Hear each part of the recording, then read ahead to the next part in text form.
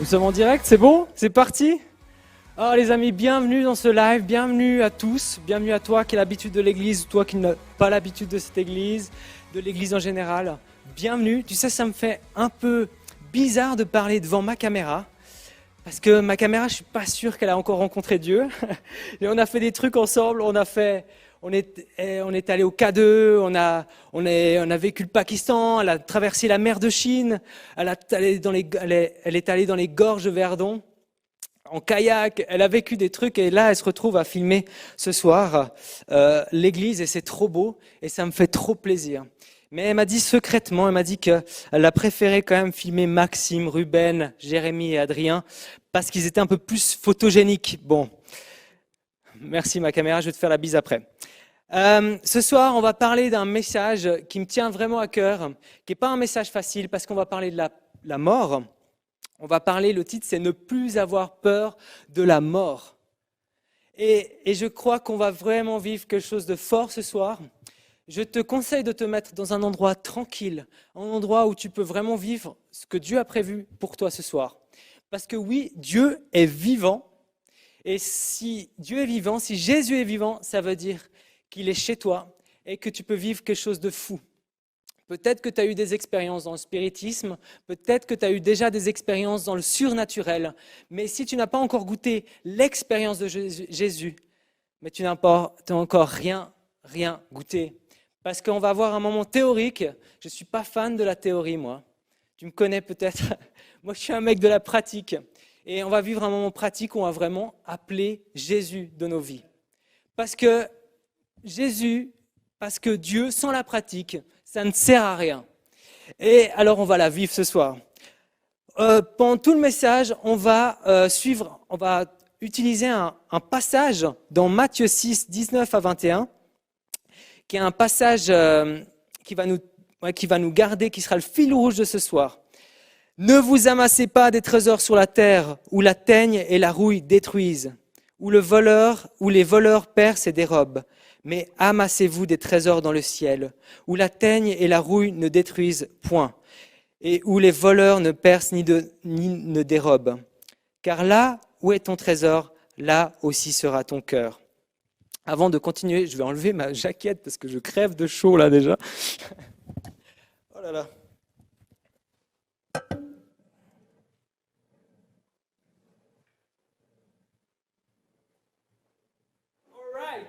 Ok, on est prêt. Qu'est-ce que dit ce passage? Il dit plein de choses. Il parle de voleurs, il parle d'un trésor qu'on peut poser ici sur la terre ou au ciel. La première phrase nous dit « Ne vous amassez pas des trésors sur la terre où la teigne et la rouille détruisent et où les voleurs percent et dérobent. » C'est Jésus qui parle et c'est Jésus qui dit ça. On croit que Jésus est Dieu. Et si Dieu le Créateur dit ça, ça veut peut-être être intéressant de l'étudier. Et qu'est-ce qu'on peut apprendre de ça? C'est que la vie est éphémère et que ça ne sert à rien de miser trop sur cette vie sur terre. Jésus dit, je viens d'en haut et vous êtes d'en bas. Et il nous parle d'en bas comme quelque chose d'éphémère. Et on arrive dans mon premier point qui est, chaque jour nous rapproche de la mort. Oh là là, c'est positif. C'est positif ce soir. Hein. Mais tu verras que c'est puissant. C'est puissant ce que Dieu veut te dire ce soir. Pour ça, on va prendre l'image d'une aventure que j'ai vécue, l'image de la jungle. Avec mon meilleur pote, mon témoin de mariage, on est parti l'été dernier en Guyane, en Amazonie, l'Amazonie en dessus du Brésil, en Guyane. Tu peux nous voir sur la photo au milieu de la rivière. Ça, c'est Philippe et moi. Tu peux montrer la deuxième. Là, on est au milieu d'un marécage. Encore, la troisième. Là, c'est à la fin de 17 jours. On était en autonomie complète dans la jungle. Et tu peux remettre la photo vite fait. Tu peux voir qu'on a perdu un peu du poids. On avait perdu 6 kilos. Là, c'est à la fin de nos 17 jours. Et le but de cette expédition, c'était pas de faire un exploit sportif, ni de faire quelque chose que personne n'a jamais fait, mais c'était de se trouver nous et de travailler nos peurs, travailler notre courage, travailler notre amitié. Et tu peux envoyer l'animation Google Maps qui va te montrer un peu ce qui était l'expédition. Donc voilà, on va arriver en Guyane française, au village de Saül, qui vous voyez, il n'y a rien. C'est un village qui est seulement accessible par l'avion. Et le but était de marcher toute la longueur jusqu'à Maripasoula, qui est tout à gauche de l'écran. Bien sûr, en allant en ligne droite, mais bon, on est passé un peu plus au sud. C'est quelque chose, ça fait 120 km à pied, à vol d'oiseau. Donc voilà notre expédition, voilà notre but. Et ça faisait une année qu'on se préparait à ça. On allait voir les spécialistes, on allait voir Mike Horn pour nous prendre des conseils, d'autres spécialistes. On a pris tout ce qu'on pouvait comme conseil et on était sûrs de nous. Mais quand je suis monté dans l'avion de Bruce, qui faisait exactement le trajet Maripasoula-Saül en avion, donc c'est 30 minutes d'avion, c'est le chemin qu'on devait marcher, je me suis dit, mais oh là là là là. Tu peux montrer la vidéo?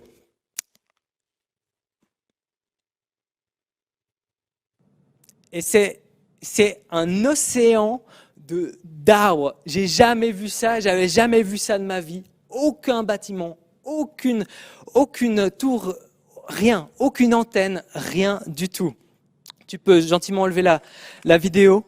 Et voilà, et là j'avais un peu l'angoisse qui montait, qui me disait, mais toi, Florias, tu n'as jamais fait ça, tu ne connais pas. Et c'est vrai que je regardais comme ça en bas et je voyais, et je cherchais les sapins, tu vois. J'étais là, mais ils sont où les sapins? Peut-être sur les hauteurs, il faudra vérifier ça, mais c'était pas l'environnement que je connaissais. On est arrivé dans la jungle, on est arrivé dans ce petit village de Brousse avec notre avion 10 personnes, on a pris nos sacs, on a couru dans la jungle. Dans la jungle, c'est terrible parce que quand tu le connais pas, tu sais plus marcher, tu dois réapprendre à marcher, tu es un enfant.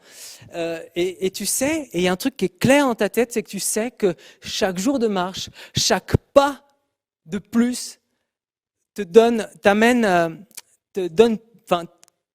que tu as le plus de chances de croiser le serpent. Parce qu'en Guyane, c'est pas des vipères. Hein. T'as plus de chances, chaque pas de plus te donne plus de chances de mettre la main sur la mygale. Tu sais, dans la jungle, le problème, le danger n'est pas forcément la faune, mais le plus grand danger, c'est la machette.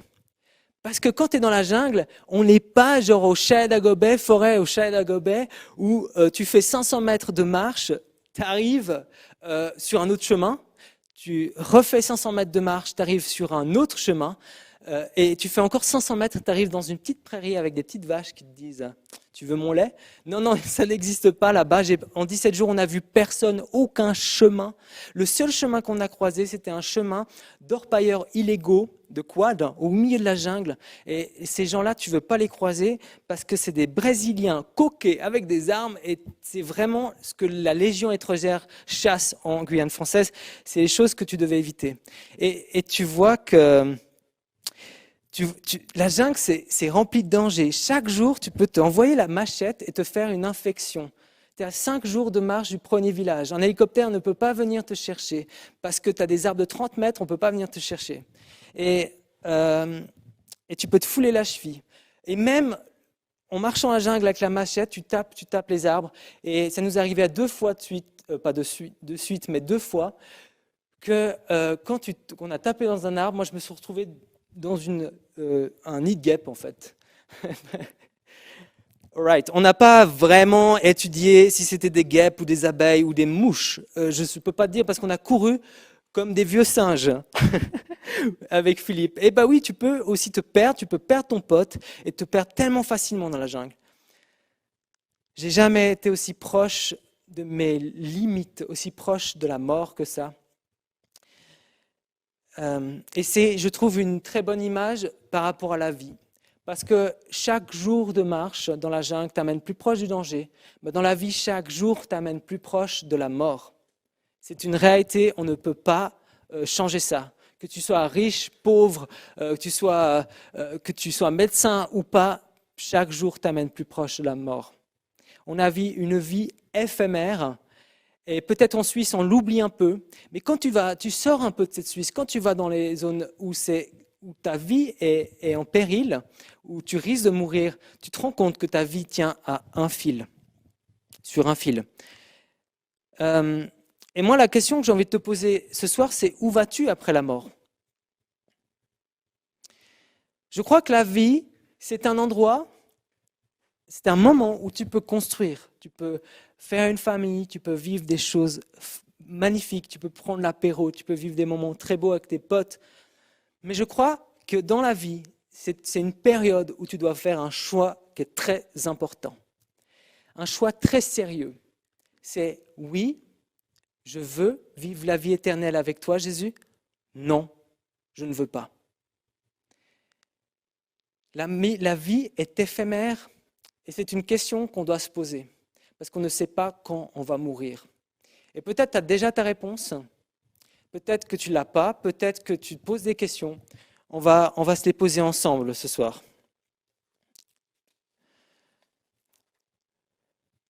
Donc là, premier point, c'est chaque pas nous amène plus proche de la mort. Mon deuxième point, c'est construis ta maison dans son royaume.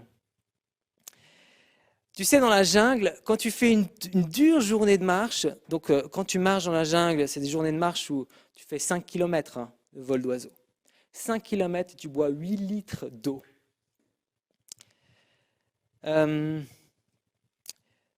Et quand tu arrives, tu es épuisé, tu es trempé comme si tu avais sauté d'une falaise, sauté dans une piscine. Et tu arrives et la seule chose que tu as envie de faire, c'est te poser à un endroit où tu es en sécurité. Donc tu coupes tous les arbres qui sont dans un périmètre de 5 mètres parce que tu ne peux plus voir la végétation. Parce que, en fait, le pire truc dans la jungle, c'est que... Oula. J'ai pété les lights. Voilà, c'est que toute la journée, tu as des branches qui te... C'est un peu spécial ce moment, on est ensemble, c'est trop beau. Tu as toute la journée des branches qui te frôlent le visage et c'est des toiles d'araignée, c'est vraiment terrible. Bref, super. Et du coup, tu as envie de plus voir de végétation quand tu arrives. Tu enlèves les feuilles mortes pour enlever les serpents qui se cachent dessous, les mygales, avec une sorte de râteau que tu te fais avec un bout de bois. Et tu manges, tu te fais à bouffer, tu te mets ta tente. Et il y a un moment, moi, qui était mon rituel là-bas, qui était mon moment à moi, et d'un des plus beaux moments que j'avais, que je vivais là-bas, c'est que je me posais avant le coucher du soleil et je regardais le ciel. Pourquoi ? Parce que le ciel est bleu et la jungle est verte et brune. Parce que c'est le seul endroit où tu vois la lumière. Il y a seulement 20% de lumière, de soleil qui touche le sol dans la jungle. Et tu regardes le ciel. Et moi, je ne regardais pas seulement la beauté du ciel. Mais oui, c'était trop beau et je rêvais être ces singes qui étaient en haut de cet arbre à 30 mètres en train de profiter des derniers rayons de soleil qui nous narguaient. Je rêvais d'être eux, d'être là, plus proche du ciel. Mais moi, j'avais vraiment cette pensée, quand chaque jour je risquais ma vie, c'était de dire, mais Jésus, je me réjouis d'être avec toi. Je me réjouis et je sais que je suis avec toi. Et je sais que tu nous regardes. Et je sais que tu es avec nous. Et puis je sais que tu es le créateur des serpents. Et que tu peux gérer ce souci-là. Et je sais, et j'avais une paix qui venait. Une paix surnaturelle. Tu sais, il y a la paix que tu vis quand tu bois l'apéro au soleil. Mais la paix quand tu es dans une phase difficulté, en difficulté, quand tu as 5 jours de marche du premier village, qu'on ne peut pas venir t'aider. Et que tu es seulement avec toi et ton pote et tes connaissances. Et tu ne connais pas grand-chose à la jungle. Et dans Matthieu 6, donc dans le verset qui disait « Ne vous amassez pas des trésors sur la terre où la teigne et la rouille détruisent, où les voleurs percent et dérobent, mais amassez-vous des trésors dans le ciel, où la teigne et la rouille ne détruisent point, et où le voleur ne perce ni ne dérobe. Car là où est ton trésor, là aussi sera ton cœur. » Et là, il y a une promesse de malade, une promesse de folie, c'est que si tu poses ton cœur, si tu mets cette richesse qui est ton cœur, c'est la richesse que tu as le plus en toi. Moi, je ne prête pas mon cœur à tout le monde. je l'ai prêté à ma famille, je l'ai prêté à Sophie et je l'ai donné à Jésus. Et si ton cœur, ce qu'il dit là, c'est si ton cœur est dans les mains de Jésus, dans le royaume de Dieu, dans les cieux, personne ne pourra plus y toucher. La promesse est que si tu poses ton cœur dans les mains de Jésus, rien ne pourra te séparer de la vie éternelle. Et quand on parle de mettre quelque chose dans les ciels, c'est une image pour parler du paradis, de la vie éternelle. On pose quelque chose dans le royaume de Dieu. Et quand tu poses quelque chose dans le royaume de Dieu, ça devient éternel. Et ça, c'est quelque chose que seul Jésus amène. Une sûreté qu'après la mort, on n'a pas besoin de se poser 1000 questions. On sera auprès de lui. Il va prendre soin de nous, dans son amour. Cette image, on peut l'expliquer, ce verset aussi autrement. On peut dire, au lieu de construire une maison ici où tout va être détruit, tu peux la construire dans le ciel. Tu dis, ma maison, elle est là-haut, là où personne ne pourra la détruire. Jésus parle aussi dans un autre moment dans la Bible, il dit, celui qui écoute mes paroles est comme cette maison qui est posée sur le roc. La tempête peut venir, les vagues peuvent venir, rien ne peut la casser. Mais celui qui n'écoute pas mes paroles est comme cette personne qui fonde sa maison sur le sable. La tempête vient et tout est détruit. 1 Jean 5, versets 12 à 13. Celui qui a le Fils a la vie. Celui qui n'a pas le Fils de Dieu n'a pas la vie. Je vous ai écrit ces choses afin que vous sachiez que vous avez la vie éternelle, vous qui croyez au nom du Fils de Dieu. C'est encore un autre verset qui est un peu plus clair que le verset qu'on parle, mais qui dit, mais si tu as Jésus dans ta vie, si tu donnes ton cœur, quand on dit Jésus dans ta vie, c'est-à-dire qu'en fait tu as donné ton cœur, quand tu lui donnes ta vie, quand il peut prendre la responsabilité de ta vie, bah, tu es sûr d'avoir la vie éternelle. Tu sais, là, il y a un énorme truc, c'est une promesse de malade. Je ne sais pas si tu te rends compte, mais tu peux venir, tu peux me voler ma santé, tu peux me brûler ma maison, tu peux me rendre handicapé, tu peux m'attaquer, tu peux m'enlever mes amitiés, tu peux m'enlever tout ce qu'il y a ici. La vie éternelle ne pourra pas être touchée. Parce que oui, on est les meilleurs pour être heureux quand il fait beau.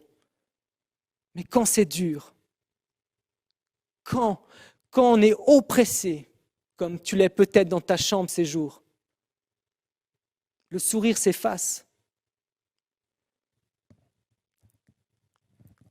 Tu peux me détruire, mais tu ne me détruiras jamais. Tu ne détruiras jamais l'amour que Dieu a pour moi.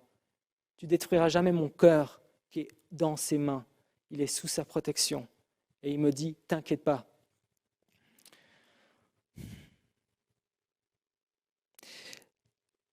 On arrive dans le troisième point.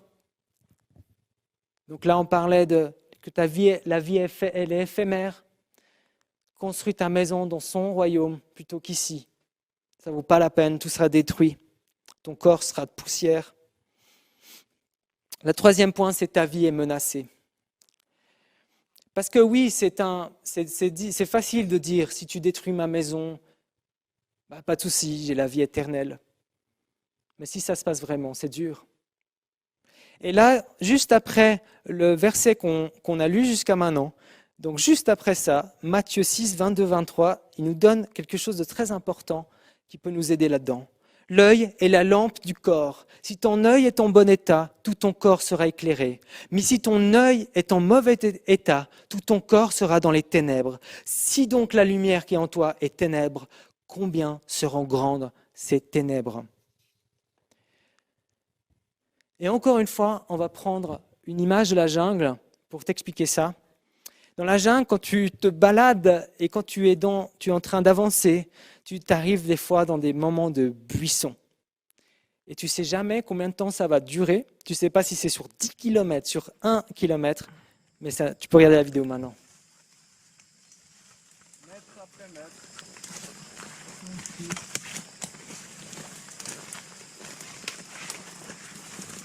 Migale après migale. Ronce après ronce. Tu veux que je prenne le relais? Ça donne pas envie, hein. C'est pas les plages tranquillou de Vidi. Non, mais c'est drôle parce que si je fais une blague et je rigole tout seul, je rigole vraiment seul sur ma scène là. Alors, tu vois comme c'est terrible, c'est angoissant et c'est les moments à chaque fois qu'on arrivait dans une zone de buisson avec Philippe, on angoissait vraiment.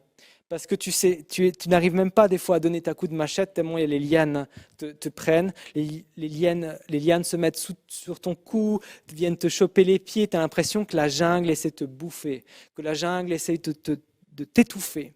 Et tu vis vraiment quelque chose d'oppressant et des fois, et tu sais même pas combien de temps ça va durer. Et souvent dans la vie, on arrive dans des zones de buisson comme ça. Les lianes essayent de te briser, les lianes essayent de te ralentir, essayent de te dire, mais tu peux essayer de ralentir ton objectif, tes rêves. Et je crois qu'on est plein à vivre ça ces temps. On a l'impression d'être sous des lianes, sous ces choses. Et souvent dans ces moments-là, moi je perdais le regard, j'étais angoissé. Mais dans ces moments de buisson, quand je levais la tête, le seul moment de s'en sortir dans ces moments de buisson, c'est de lever la tête, parce qu'en fait, tu peux voir les grands arbres qui sont bien hauts. Et quand il y a des grands arbres, c'est bon signe, ça veut dire que là-bas, il y a moins de buissons. Et on lâchait le cap de la boussole, on lâchait tout, et on suivait en fait les grands arbres. On levait la tête.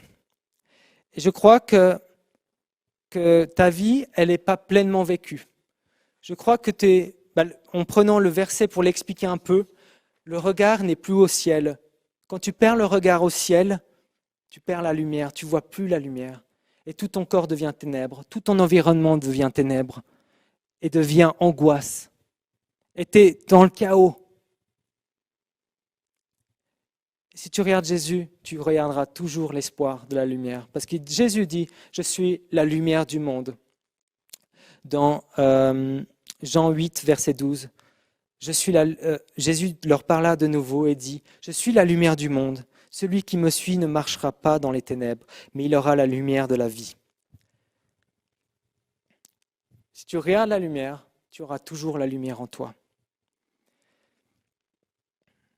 Et je crois que Jésus a amené un message très clair pour les gens comme nous, qui perdons le regard, qui laissons la place aux ténèbres de venir. Il a ce message-là, Luc 4, verset 18. « L'Esprit du Seigneur est sur moi, parce qu'il m'a oint pour annoncer une bonne nouvelle aux pauvres. Il m'a envoyé pour guérir ceux qui ont le cœur brisé. » Peut-être que tu as le cœur brisé ce soir, pour proclamer aux captifs la délivrance et aux aveugles le recouvrement de la vue, pour renvoyer libres les opprimés. Les aveugles retrouvent la vue. Et on est aveugle souvent quand on est dans ces buissons. On est aveugle dans ces moments difficiles dans la vie. Mais Dieu veut te rendre la vue et te montrer qu'il y a beaucoup plus que ces buissons. Je vois que le temps avance, j'ai encore plein de choses à te raconter, mais on va aller vite. Alors, j'ai un témoignage par rapport à ça. Dans ma vie, je n'ai pas toujours cru en Dieu, je n'ai pas toujours aimé Dieu. J'aimais m'autodétruire, j'aimais beaucoup de choses, je ne savais pas, mais j'étais très dur avec moi. Je m'autodétruisais et il y avait quelque chose de très fort dans ma vie qui prenait la place. Et un jour, avec des potes chrétiens, m'ont invité à un camp de ski et je suis allé là-bas pour amener la révolte, pour mener la rébellion, pour casser, pour détruire, pour essayer de me battre avec d'autres groupes de jeunes. Mais il y a une soirée, et j'ai évité un max les moments comme moi je suis en train de faire, où je suis en train de parler. Les gens qui parlaient de Dieu, mais ça me fatiguait vraiment. J'espère pas que je te fatigue trop ce soir. Et un soir, je suis allé, on m'a obligé parce que j'étais caché dans l'armoire, et bon, ils m'ont vu. J'étais pas très discret, hein. Et je suis arrivé à ça et j'ai été touché par le message. Et après ce message, il y avait plusieurs ateliers qui proposaient. Il y avait l'atelier guérir tes potes. J'étais là, mais laisse tomber, quoi, ça n'existe pas. Parler de Jésus à tes potes. J'étais là, mais laisse tomber, Jésus n'existe pas. Et il y avait plein de comme ça d'ateliers. Et il y avait l'atelier où c'était marqué, où c'était l'occultisme, les démons, les esprits mauvais. Et je suis allé à cet atelier parce que bon, ça c'est intéressant. Ça attire toujours. Hein. Et le gars, il nous a fait une théorie, machin. Et il a dit, maintenant, on va partir à la pratique. Et je te la fais court, mais j'ai fui cet endroit. J'étais comme mort dans ma chambre. J'avais de la peine à respirer. J'étais oppressé. Mes potes m'ont vu et ils m'ont dit qu'il fallait absolument qu'on aille prier. On est allé prier et j'ai vécu une délivrance, ça s'appelle. Vous savez, qu'en moi, il y avait quelque chose qui essaie de me tuer. On appelle ça un esprit mauvais. Et ça peut être possible pour tout le monde. Ce n'est pas seulement pour les gens mauvais, très mauvais. Ça arrive à tout le monde, ça. Et j'ai été libéré. Et c'est comme si j'avais retrouvé la vue. J'étais aveugle et j'ai retrouvé la vue. Et j'ai eu une paix qui est descendue sur moi. J'ai eu un amour qui est descendu sur moi comme jamais j'avais vu, j'avais senti. C'est comme si on avait pété un barrage dans ma vie. Et je pouvais vivre pleinement la vie. Parce que Jésus ne parle pas seulement de la vie éternelle. Il ne dit pas c'est juste qu'on est mort que tu auras la vie. Il dit maintenant, aujourd'hui, tu vis la vie éternelle. Une vie d'abondance va descendre sur toi. La paix descend. Peu importe l'environnement. Et j'ai envie de te parler de quelque chose qui... C'est pas grave si on prend un peu plus de temps, parce que pour moi, c'est le truc qui me tient à cœur ce soir. C'est les chasseurs de primes. Il y a des chasseurs de primes sur ta vie. Il y a des gens qui veulent t'enlever la vie. Pas forcément te tuer, mais tuer ton âme. Jésus, il le parle très clair en Jean 10, il dit « Les voleurs ne viennent que pour dérober, égorger et détruire. » Quand quelqu'un vient dérober ce qui est chez toi, égorger ou détruire, il ne reste pas grand-chose dans ta vie. Et Jésus dit « Moi, je suis venu afin que les brebis aient la vie et qu'elles soient dans l'abondance. » Il n'a pas dit « Moi, je suis venu pour juger ceux qui sont les mauvais et voilà. Et puis ceux qui méritent, ils auront la vie. » Non, moi je suis venu pour tout le monde afin qu'ils aient la vie et qu'ils l'aient en abondance. Et pour moi, il y a deux chasseurs de primes dans ta vie qui peuvent se manifester. Il y a les chasseurs de primes spirituels. Oui, peut-être pour toi, c'est la première fois qu'on en parle et c'est un peu spécial, mais crois-moi, le monde spirituel existe. Et ça peut partir de mauvais esprits. Tu vas me prendre pour un fou, mais c'est pas grave. Tu vas moins me prendre un fou quand ils seront partis de ta vie. Les pensées de mort, ton cœur, tu le sens vide. Les angoisses, les cauchemars. Là, je sais pas, tu as soif, mais tu n'as jamais assez d'eau. Tu ne bois jamais assez, c'est une image. La dépression. Il y a aussi les chasseurs de primes pour ta vie qui sont physiques. Quelqu'un que dans ta famille qui a essayé d'abuser de toi, qui t'a abusé émotionnellement ou physiquement. Ton ex qui t'a quitté de manière injuste. Et toutes ces choses, ça nous détruit, ça nous casse, ça casse la vie. Et on oublie de regarder Dieu. Ça nous brise la vie. On se dit, mais Dieu n'a jamais été là pour moi. Mais c'est faux. Ton groupe de potes qui t'a amené à faire des choses qui t'a autodétruit. Il y a plein d'exemples. Mais je vais te parler de la pire des espèces, en dessous des esprits mauvais, on est d'accord. Les religieux, c'est ceux qui tuent le plus la vie. Les religieux, ce sont les gens qui tuent le plus la vie. Et il y a beaucoup de gens, je vais t'expliquer pourquoi. Parce que c'est ceux qui déforment la parole de Dieu, qui déforment le message de Jésus pour te condamner au nom de Dieu, pour te faire culpabiliser, pour t'isoler dans tes problèmes seul, comme s'il n'y avait pas de miracle, comme si Dieu ne pouvait plus rien faire pour toi, qui te condamne parce que tu as fait quelque chose. Soyons fous, parlons de l'avortement. Tu as avorté, les gens vont te condamner. Et ça, c'est les religieux. Rien ne peut nous séparer de l'amour de Jésus. Rien, tout ce que tu as fait ne peut pas te séparer de l'amour de Dieu. Que dit Jésus à la femme adultère ? Il dit aux gens qui veulent la lapider, il leur dit, vous Celui qui n'a jamais péché, il lance la première pierre. Ils partent tous.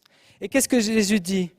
Il dit, on ne va pas mettre le verset, il dit à la femme, mais ils sont où les gens qui t'ont condamné? Elle dit, il n'y a plus personne. Puis Jésus dit, moi non plus, je ne te condamne pas. Mais vas-y, désormais, ne pêche plus. Mais vas-y, désormais, vis. Arrête de te faire du mal. Vis. Jésus ne condamne aucun pécheur dans les évangiles. Il n'a jamais condamné un pécheur, quelqu'un qui a fait quelque chose de mauvais. Mais par contre, les religieux qu'il a rencontrés sur son chemin, c'est eux qui les condamnaient. C'est eux qui avaient une voix forte, parce qu'ils savaient que c'est eux qui allaient tuer son message.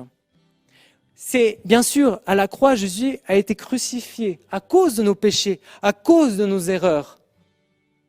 C'est ça qui a crucifié Jésus. Mais ceux qui ont essayé de taire le message au moment même, il y a 2000 ans, ce n'est pas les pécheurs, ce n'est pas les truands, ce n'est pas les assassins, ce n'est pas les violeurs, ce n'est pas tout ça, ce n'est pas les menteurs, ce n'est pas les escrocs, ce n'est pas les clodos. Non, c'est les religieux qui ont tué Jésus à la croix. Ce n'est pas les Romains. Les Romains, ils ont juste exécuté les ordres. Pilate, le gouverneur, a dit aux religieux, disait, mais je ne peux pas le tuer, il est innocent. Mais c'était le plan de Dieu parce que Jésus voulait racheter ta vie qui coûte un max de blé, qui coûte la vie de Dieu en fait. Il est mort et ressuscité pour payer la rançon qui est sur ta vie, que les chasseurs de primes essaient de chasser, te faire culpabiliser, te détruire, t'enlever tes rêves, t'enlever la vie en abondance. Ça, c'est fake. Et ta vie a un prix. Et Jésus a payé la rançon. Ça, c'est le message des évangiles. Et il veut que tu vives. Il ne te condamne pas. Il veut que tu vives. On va finir bientôt ce message. Tu sais, la Bible, des fois, on va au restaurant et, je vais te donner une image par rapport à ça. Des fois, on va au restaurant et on lit le mode d'emploi, le menu, on appelle ça. On lit le menu et après 30 minutes, on lit. Après 1 heure, on lit le menu et on se dit, ça a l'air trop beau, l'entrecôte parisienne, ça a l'air chouette, tout ça. Et après 1 heure, on salive bien, on a bien la dalle, mais on prend qu'une petite salade. Et la Bible, c'est un peu la même chose des fois, on la lit, on salive, on dit, mais ça, il peut me libérer de ça, il peut me guérir, Dieu. Il peut me délivrer, je suis captif, il peut me délivrer, il peut me donner cette joie, cette paix. Mais à la fin, on décide de prendre juste la petite salade, on dit, mais Jésus, il veut juste ça pour moi, il veut me condamner. Non. Ce soir, nous allons prendre le menu fat, ok? Maintenant, on va passer au moment pratique. Et Jésus veut te délivrer si tu as des trucs spirituels dans ta vie. Je sais que beaucoup ont touché l'occultisme. Je sais que tu connais bien ce monde. Je sais qu'il y a des gens qui nous regardent qui ont ça. Je sais que même tu as touché au secret peut-être ou à la guérison. Ou même, tu ne sais même pas d'où ça vient, mais ça arrive. Un choc émotionnel peut amener à que quelque chose rentre en toi et te fasse subir. Regarde l'état de l'Église, elle est malade et puis on oublie la délivrance. Mais il faut la délivrance, parce que si tu regardes les chrétiens comme on est malade et comme la vie ne représente pas ce qui est écrit dans la Bible, il y a quelque chose à faire. Tu ne peux pas semer du blé et retrouver des pastèques. Si tu sèmes du blé et tu retrouves des pastèques, c'est qu'il y a une erreur à un moment donné. Si tu as besoin de guérison, on va le vivre maintenant. Donc pose-toi tranquillement. On va passer quelques minutes ensemble où je vais prier. Peut-être je vais prier de charabia pour toi. Et ce n'est pas grave. Coupe le son si je te dérange. Alors Jésus, c'est toi qu'on invite ici dans nos salons, dans nos cuisines. Même ici, Seigneur, j'ai tellement besoin de toi. On veut la vie en abondance, Seigneur. On en a marre de prendre les miettes. On en a marre d'avoir juste boire un peu cette source d'eau qu'on trouve ici qui est éphémère et avoir soif 10 minutes après. On veut cette source d'eau vie que tu nous parles dans la Bible. On veut ce torrent de vie qui ne s'arrête jamais jusqu'à la vie éternelle. Seigneur, tu as tellement à nous donner.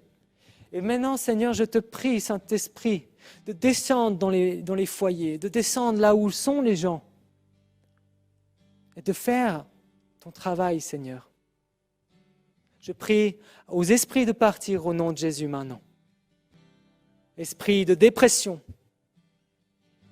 esprit d'angoisse, esprit de cauchemar, tout ça. Au nom de Jésus, ça part maintenant. Vous n'avez plus rien à faire. Jésus a dit, je suis le berger, le bon berger, et je veux de la vie en abondance pour mes brebis. Et on gicle tout loup qui se balade dans nos églises.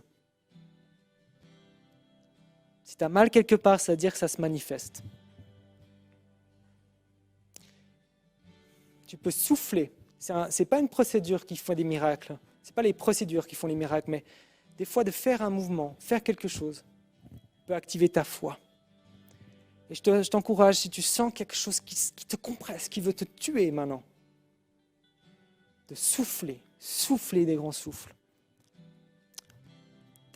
Tous les chocs émotionnels, les abus qui ont été faits dans ta vie, on les gicle au nom de Jésus.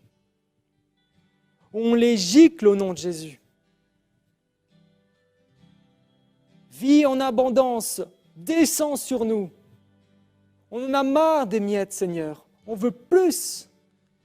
Libère ton peuple, Dieu. Tu paniques chez toi, tu es seul. N'hésite pas à utiliser la discussion autour du live. Les gens sont là pour prier pour toi. On est une église, on est une famille, on a envie de prier ensemble pour toi.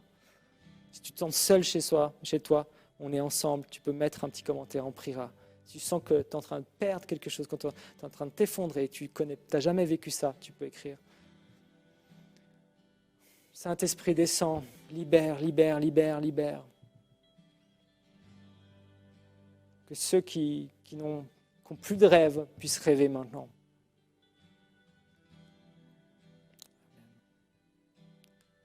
Saint-Esprit, descend.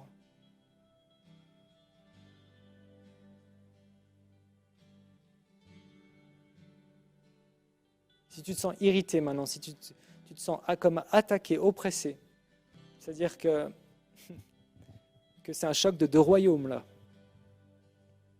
Il y a le royaume de Dieu, le royaume de la paix et le royaume du chaos qui se combattent. À toi de donner la priorité à celui qui veut. Jésus, on veut ta vie en abondance. On veut vivre les miracles qu'il y a eu dans cette Bible qui est écrit. On veut que notre vie ressemble à ce que tu prêches.